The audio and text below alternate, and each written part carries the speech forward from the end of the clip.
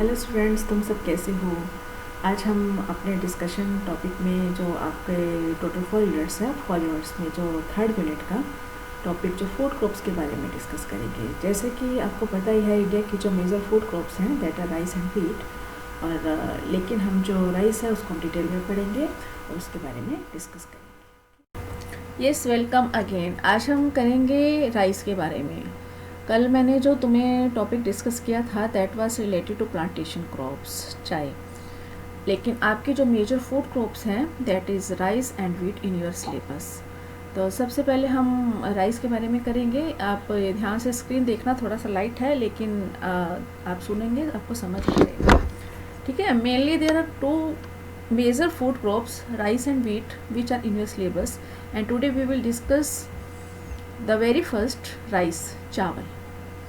चावल क्या होता है? सभी ने चावल को तो टेस्ट किया हुआ है, बताने की जरूरत नहीं कि चावल कैसे दिखता है। लेकिन according to geographical point of view आपको पता होना चाहिए जो चावल है उष्णकटिबंधीय लोगों का मुख्य आहार है। वट इज़ उष्णकटिबंधीय? उष्णकटिबंधीय वो एरिया होते हैं जो कि ट्रॉपिकल एरियाज भी कहलाते हैं, इंग्लिश में हम जिसको ट्रॉपिकल एरियाज कहते हैं, जो इक्वेटर के आसपास होते हैं। मैंने तुम्हें पहले भी बताया था जो ट्रॉपिकल कंट्रीज़ हैं, जो ट्रॉपिकल एरियाज़ हैं, वो अप्रोक्सीमेट आप टेंटेटिवली कह सकते हैं 23.5 डिग्री से लेकर 23.5 डिग्री नॉर्थ से लेकर 23.5 डिग्री साउथ तक फैले हुए। अब जो चावल है हमारी ट्रॉपिकल कंट्रीज़ के लोगों का मुख्य आहार है, मुख्य भोजन है। और यह एशिया के सकल आबादी वाले देशों में चावल ही मुख्य भोजन है। मतलब जो एशियन कंट्रीज़ हैं मोस्टली वहाँ की जो फूड है दैट इज़ राइस। जो मेन आगे हमारा नेक्स्ट इम्पोर्टेंट जो डिस्कशन का टॉपिक है दैट इज़ जोग्राफिकल कंडीशंस। मतलब चावल के उगाने के लिए हमें कौन कौन सी जोग्राफिकल कंडीशंस की ज़रूरत होती है, कौन कौन सी उत्पादन की दशाएं चाहिए। सबसे पहला जो पॉइंट है दैट इज़ टेम्परेचर।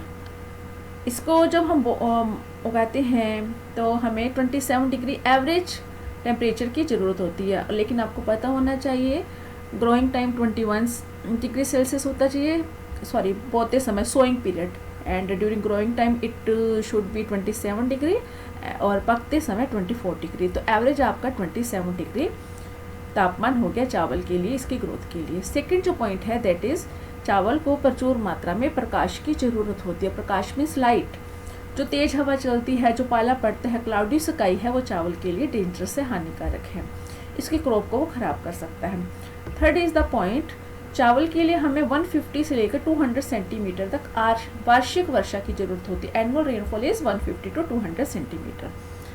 और अगर इससे कम वर्षा होगी किसी एरिया में तो with the help of irrigation you can grow rice in that area. Next is दोमट, चिकनी और जलोढ़ मिट्टी इसके लिए उत्तम होती है। और आपको पता होना चाहिए जलोढ़ मिट्टी कहाँ मिलती है, जहाँ पे रिवर्स वाला एरिया होता है, जहाँ पे रिवर फ्लो करती है, उससे जो मिट्टी होती है वो जलोढ़ होती है। और मोस्टली अगर आप आगे आप जब इसका डिस्ट्रीब्यूशन देखेंगे तो आपको पता चल जाएगा कि ये वाला रिवर वाला एरिया है, यहाँ पे जलोढ़ मिट्टी है और यहाँ पे चावल का ज़्यादा प्रोडक्शन है। And the fifth point is land, भूमि। ये सबसे इंपॉर्टेंट पॉइंट है क्योंकि इसके लिए देखो रेनफॉल ज़्यादा चाहिए। जब रेनफॉल अगर ज़्यादा होगी, लैंड अगर आपका स्लोपिंग होगी तो सारा पानी बह के चला जाएगा, उसके लिए यूज़ नहीं होगा। तो इसलिए हमें चावल के खेतों के लिए समतल लैंड का होना ज़रूरी है, समतल लेवल लैंड का होना ज़रूरी है ताकि पानी वहाँ पे स्टेगनेंट होकर खड़ा रह सके। लेकिन हमने देखो, अगर आपको ध्यान हो, हमने चाय का जब पढ़ा था तो उसमें क्या चाहिए था, हिली एरिया चाहिए, उसमें स्लोपी लैंड होना चाहिए, लेवल लैंड नहीं होना चाहिए। क्योंकि अगर उसमें लेवल लैंड होगा तो जो चाय की पत्तियाँ होती हैं वो गल जाती हैं, उसके लिए वाटर लॉकिंग की प्रॉब्लम हो सकती है। लेकिन राइस के मामले में, राइस के कंसर्न में बिल्कुल अपोजिट है ये। और यही कारण है कि नदी घाटी के डेल्टा मैदानों में और बाढ़ के मैदानों में चावल खूब पैदा किया जाता है। डेल्टा कौन से होते हैं क्षेत्र जहाँ पे नदियाँ समुद्र में गिरती हैं, उससे पहले वो एक डेल्टा की शेप के आकार में उसके जो जलोढ़ कण है वो फैल जाते हैं, इसलिए वहाँ पे चावल अच्छी तरह से उगाया जाता है। Next and the last point of geographical conditions that is related to labour. और इसमें जो भूमि की जुताई का काम है, प्रतिरोपण है, जिसको हम ट्रांसप्लांटेशन भी कहते हैं, कटाई का काम है, वो सारा लगभग हाथों से होता है, इसलिए इसे हम खुरपे की कृषि या हो कल्चर भी कहते हैं। And we need a lot of labour for growing rice. हमें टीम भी चाहिए थी, लेबर ज़्यादा, और प्लकिंग उसमें क्योंकि हाथ से होती है, इसमें हाथ से नहीं होती, खुरपे से होती है, ठीक है। तो ये बेसिकली मेन ट्रॉपिकल रीजन्स की कंडीशंस हैं। एक आधा एक्सेप्शनल केसेस हैं, अगर आप जापान में देखेंगे तो वहाँ पे ज़्यादातर टेक्नोलॉजी एडवांस हो रही है, वहाँ की जो मेथोडोलॉजी है दैट इज़ एडवांस्ड। ये आपका जोग्राफिकल कंडीशंस क्लियर हो गया, ठीक है। नेक्स्ट है आपका चावल बोने की पद्धतियाँ को मतलब methods. What are the various methods which are used for growing rice in the world. मैं बारी बारी से आपको कह रही हूँ, जो मेथड होता है चाहे वो वर्ल्ड में हो चाहे इंडिया में हो, कहीं पर भी हो सेम होगा, ठीक है। लेकिन वर्ल्ड या डिस्ट्रीब्यूशन हमें इसलिए बारी बारी शो करना पड़ता है because area term is used again and again in the geography. Now we have 3 methods. First is transplantation method, जिसको हम हिंदी में कहते हैं प्रतिरोपण विधि। सेकंड है हल चलाकर ड्रिलिंग मेथड, और तीसरा है छिड़काव विधि ब्रॉडकास्टिंग मेथड। थोड़ा सा ब्रीफ में करेंगे। कई बार क्या होता है आपके एग्जाम्स में छोटे प्रश्न आ जाते हैं, write is short note on transplantation method, what is broadcasting method, या what is the difference between transplantation and broadcasting method, या ये आ सकता है चावल बोने की पद्धतियाँ कौन कौन सी हैं, वर्णन करें, ठीक है। तो आपको जस्ट पता होना चाहिए व्हाट इज ट्रांसप्लांटेशन मेथड। क्या होता है ट्रांसप्लांटेशन? प्रतिरोपण, मतलब एक जगह से, नाम से क्लियर हो जाना चाहिए, एक जगह से उठाकर दूसरी जगह पे रखना। नर्सरी तो आपने देखा है जहाँ पे पहले इसको नर्सरी में बोया जाता है, छोटे छोटे उसकी पौध तैयार की जाती है, सीडलिंग्स तैयार की जाती हैं। जब वो 40 डेज़ का छोटी सी पौध रेडी हो जाती है 50 to 20 सेंटीमीटर तक, तो उसको उखाड़ कर छोटे छोटे बंडल बनाए जाते हैं और पहले से तैयार किए गए खेतों में उनको प्रतिरोपित किया जाता है। आज I am just showing the picture of this method, you see carefully. देखो ये है, इसमें ये प्रतिरोपण विधि है। इसमें छोटे छोटे पौध को ये पानी के अंदर यहाँ पे लगा रहे हैं। ये राइस ग्रोइंग एनवायरनमेंट है, वेयर इज राइस ग्रोन, ठीक है। Is it clear? ठीक है ना। ये ट्रांसप्लांटेशन हो गया। सेकंड है आपका हल चलाकर होता है। इसमें जब कोई एक आदमी हल चलाता है, दूसरा आदमी जो हल से जुड़े हुए, अगर आपने हल देखा होगा पुराने ज़माने में हल बड़ा यूज़ होता था, आजकल भी किया जाता है, तो बांस के कुंड होते हैं उसमें बीज डालता जाता है और सम इसमें टाइम भी चाहिए और लेबर भी चाहिए, और ये प्रोडक्शन इससे ज़्यादा नहीं होता। थर्ड है इज छिड़काव विधि, जिसको हम ब्रॉडकास्टिंग मेथड भी कहते हैं। और इसमें क्या होता है, जो बीज होते हैं उसको खेतों में ऐसे डालते जाते हैं और उसके ऊपर हल चला देते हैं। It is a cheap labour but here production is very low. ये आपके मेथड्स के बारे में थोड़ा ब्रीफ सा है, ठीक है। अब आगे जो मेजर पोर्शन है दैट इज़ डिस्ट्रीब्यूशन पहले आपको प्रोडक्शन में पता होना चाहिए, लेकिन फिर भी आप एक बार नज़र मार लो इस मैप के ऊपर, आपको क्लियर हो जाएगा कहाँ पे प्रोडक्शन जाता है। देखो जहाँ पर ये डार्क एरिया है, that this dark area showing major rice producing areas. ये इंडिया में है, ये देखो सारा कोस्टल एरिया है। कोस्टल एरिया कौन सा होता है? जो लैंड का पोर्शन समुद्र के साथ टच करे, दैट इज़ कोस्टल एरिया। यहाँ से देखो गुजरात से स्टार्ट होकर ये सारा वेस्ट बंगाल, ये सारा बर्मा यहाँ तक जा रहा है, म्यांमार तक जा रहा है। ये चाइना का एरिया हो गया सारा, जहाँ पे मेजर राइस प्रोड्यूस किया जाता है। ये अफ्रीका में गिनी के तट पर, ये साउथ अमेरिका का ब्राज़ील रीजन हो गया, यूएसए में सारा। अगर आप जस्ट इंस्टेंट देखेंगे, देखो ये आपका 23.5 डिग्री नॉर्थ, ये है, ये ट्रॉपिक ऑफ कैंसर है, ये ट्रॉपिक ऑफ कैप्रिकॉर्न है, कर्क रेखा कहते हैं इसको, और मकर रेखा कहते हैं। ये मेजर ट्रॉपिकल एरियाज हैं, ठीक है। और थोड़ा सा जो ऊपर एरिया इसको हम सब ट्रॉपिकल एरिया कहेंगे, जहाँ पे राइस उगाया जाता है। ये आपका वर्ड डिस्ट्रीब्यूशन हो गया।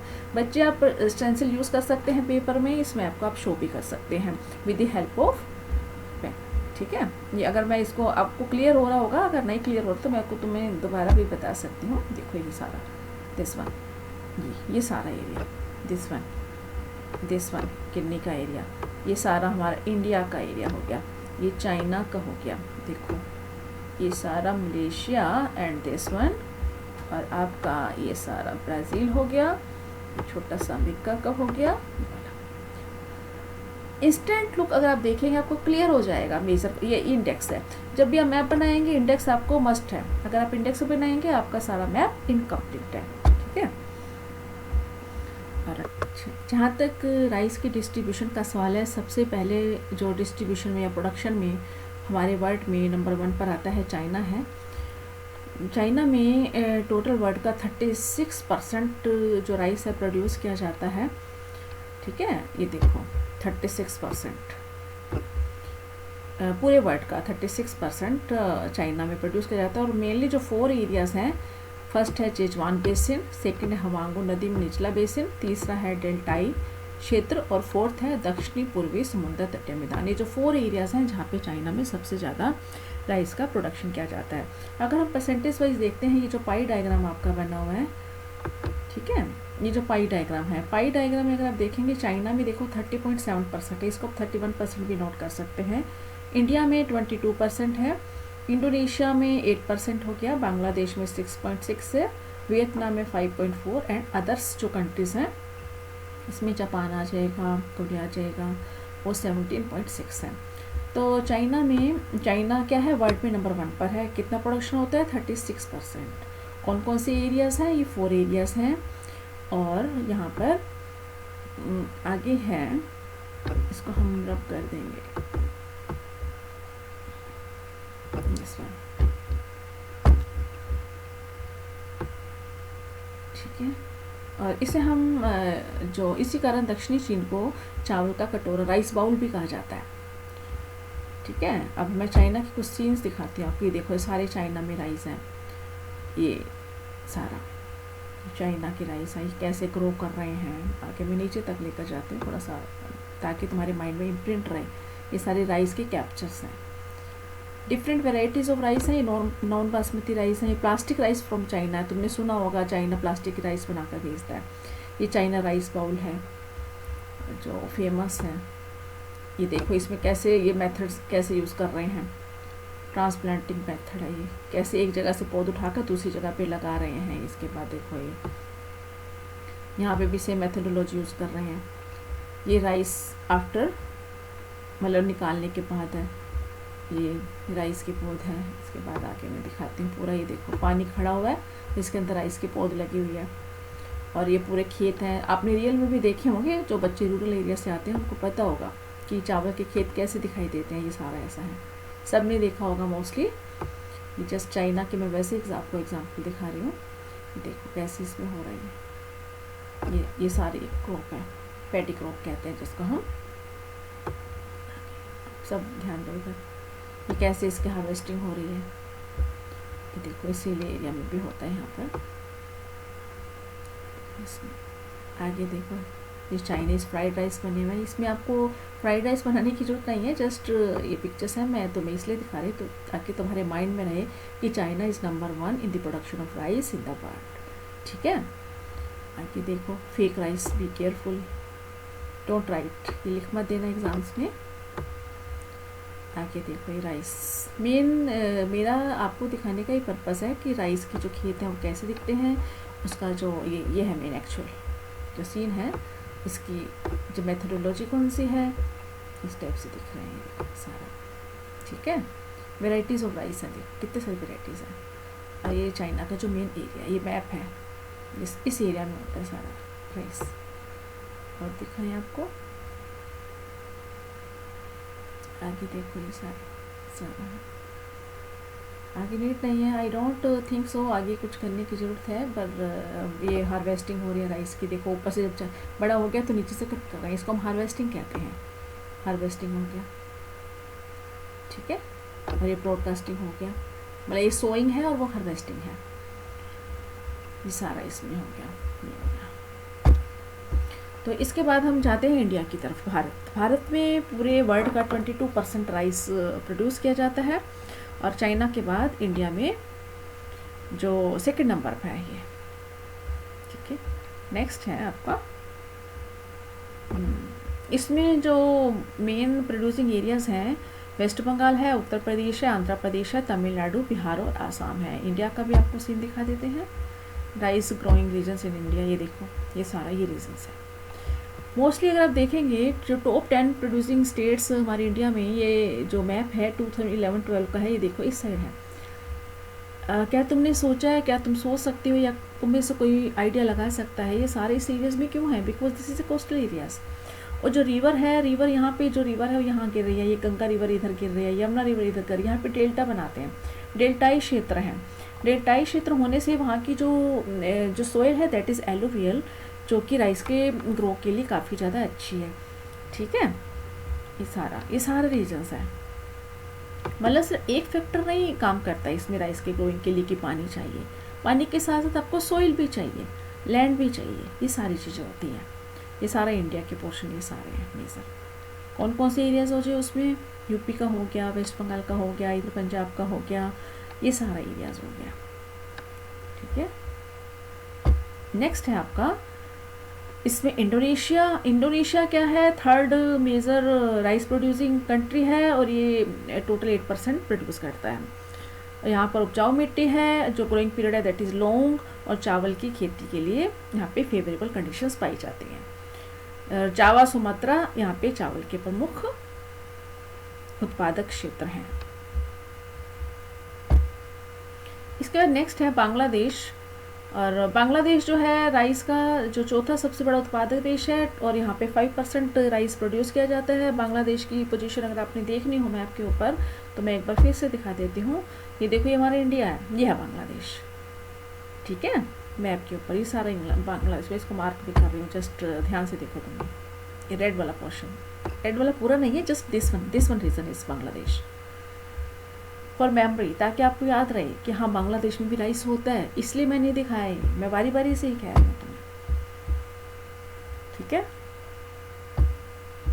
कितने परसेंट होता है बांग्लादेश में, 5%। और क्यों होता है, बिकॉज हेयर इज नदियों के द्वारा लाई गई जलोढ़ मिट्टी है। कौन सी रिवर गिरती है यहाँ पे, गंगा ब्रह्मपुत्रा रिवर डेल्टा बनाते हैं, पेरिनियल रिवर्स है, सारा साल उसमें पानी आता रहता है, लेवल लैंड है, और यहाँ पे गंगा ब्रह्मपुत्रा का डेल्टाई क्षेत्र चावल की खेती के लिए उत्पादक है। नेक्स्ट है हमारा जो थाईलैंड है, यह विश्व का सबसे बड़ा तो नहीं कह सकते हैं, 5वां बड़ा उत्पादक क्षेत्र है, जहाँ पर ओनली 4% राइस का प्रोड्यूस किया जाता है। फिर भी यहाँ पे जो प्रोडक्शन किया जाता है पूरा यूज़ नहीं होता कंजम्पशन के लिए, इसलिए मेजर एक्सपोर्टिंग कंट्रीज है। मतलब 4% होने के बावजूद भी जो थाईलैंड है मेजर एक्सपोर्टर है, एक्सपोर्टिंग कंट्री है। यहाँ पे कहाँ पर होता है, कौन से एरियाज में होता है, मेकांग नदी की घाटी में और चामो प्रिया की घाटी मुख्यतः चावल उत्पादक क्षेत्र है। नेक्स्ट है हमारा जापान है। जापान में बेसिक से प्रोडक्शन ओनली 3% है, लेकिन यहाँ की जो टेक्नोलॉजी है, यहाँ की जो वे ऑफ मेथोडोलॉजी है चावल उगाने की, वो सबसे ज़्यादा एडवांस है। इसलिए यहाँ पे चावल जो होता है जापान में बहुत ज़्यादा एडवांस मेथड से उगाया जाता है। ठीक है, तो क्वांटो का मैदान हो गया, क्यूशू हो गया, शिकागो द्वीप हो गया, जहाँ पे चावल उगाया जाता है। Next and the last for our discussion is that is Myanmar, Burma जिसको हम कहते हैं। यहाँ पे भी ओनली 3% प्रोडक्शन होता है और मुख्य जो कहाँ पर होता है, इरावती नदी की घाटी में होता है, डेल्टाई क्षेत्र में चावल का यहाँ पर प्रोडक्शन किया जाता है। अब ये हमारा सारा मेजर कंट्रीज हो गए जहाँ पे जो राइस का प्रोडक्शन होता है और डिस्ट्रीब्यूशन होता है according to map it is distribution. और लास्ट जो हमारा मेन, जब आप डिस्कस करते हैं क्वेश्चंस, मैं पहले भी ऑलरेडी हमेशा बताती हूँ आपको इंटरनेशनल ट्रेड के बारे में लिखना ही होता है, क्योंकि जो प्रोड्यूस हो गया, जो प्रोडक्शन हो गया, उसका कहाँ यूज़ हुआ, जब तक आप इंटरनेशनल ट्रेड का मेंशन नहीं करेंगे तब तक पता नहीं चल पाएगा कि वो चीज़ें कहाँ पे कैसे कैसे यूज़ हो रही हैं। जो इंटरनेशनल ट्रेड है राइस का दैट इज़ वेरी लिमिटेड।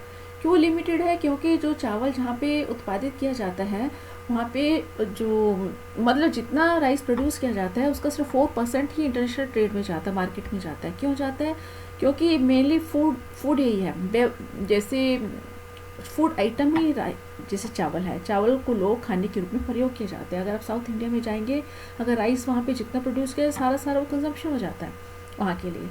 तो मतलब इंटरनेशनल ट्रेड में एक्सपोर्ट करने वाली कंट्रीज बहुत इसमें कम हैं। मुख्य उत्पादक क्षेत्र में क्यों है, देखो जनसंख्या का घनत्व होने की वजह से स्थानीय उपभोग के लिए चावल की मांग अधिक है। और मुख्य निर्यातक देश कौन कौन से हैं इसमें, एक्सपोर्टिंग कंट्रीज कौन कौन से हैं, थाईलैंड है, यूएसए, चाइना, पाकिस्तान, म्यांमार है। देखो इंडिया में राइस होता है, बासमती राइस है, अच्छा है, थोड़ा बहुत होता है एक्सपोर्ट, लेकिन इंटरनेशनल लेवल पे इतना ज़्यादा नहीं है कि हम इसको इसमें मेंशन कर सकें। ओके, आपका टॉपिक जो है फिनिश हो गया। इसमें आप बुक्स रेफ़र कर सकते हैं, खुल्लर की बुक है, डॉक्टर अशोक दिवाकर की है, अलका गौतम की है, और हार्टशून की बुक्स हैं। जो इंग्लिश वाले स्टूडेंट्स हैं मैं उनको कोशिश करूँगी बाद में नोट्स देने की।